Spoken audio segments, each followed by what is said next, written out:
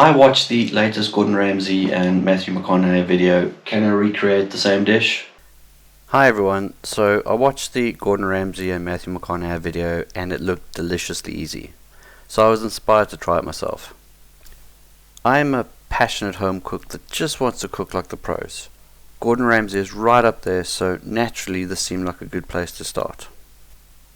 After watching the Gordon and Matthew video, I went out and bought most of the ingredients. Well, minus the Texan super thick cut steaks, and settled with your average supermarket thickness cut for the ribeyes. In the video, Matthew has a secret contraband spice rub, so of course I made my own version. This one I'm willing to share with you, so check out the comments for the ingredients. I called it DE1 spice rub. If you try it, drop a comment and let me know what you think. I heated extra virgin olive oil on my cast iron steak grilling pan. So far so good. While the steak is frying, I started to chop up the rest of the ingredients, starting with the parsley. So pretty rough chop and nothing to it.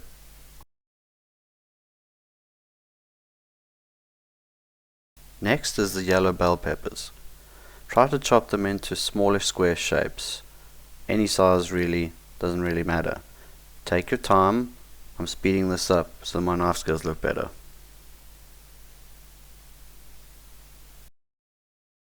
Okay, so time to turn the steaks. Looking good. And one more thing, magic ingredient, butter. Once the butter is melted down with all the beautiful juices in the pan, all I have to do is spoon it over the steak a few times. It helps with flavor and keeping the steak nice and juicy. Doesn't this just look amazing? Right, so steaks are done, so we're going to rest them and just keep them on the side for now, so none of the juices get wasted. We're going to pour these right over the steaks. Don't waste a single drop, pour every last bit over these steaks. It's going to help with flavor and it's just going to absorb while it's resting. Right, so while the steaks are resting, we're going to continue with the chopping up of the rest of the ingredients. So last but not least is the chili. So green chili first and a bit of red as well. Adds loads of flavor and different color to your salsa. I'm calling it the salsa, I don't actually know what it's called. Right, so we're going to add a bit of lime to the aka salsa, and that's going to give you a little bit more taste, and seasoning, salt and pepper.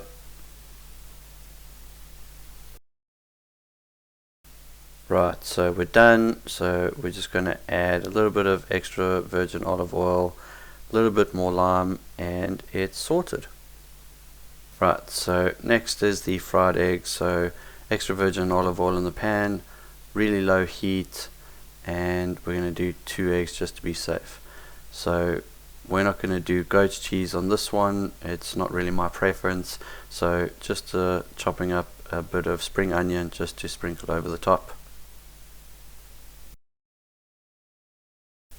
So just going to spoon a little bit of the hot oil over the egg without turning it, so keeps it soft in the middle, but you don't need to turn it. So the steak is well rested and we're going to start slicing this up now. So we're just going to remove the cab, and I've got to be honest, until Gordon said it in the video I had no idea what this is. So top of the ribeye, half moon shaped thing, and we're going to slice that up, and it's just going to get sliced ready for the placing.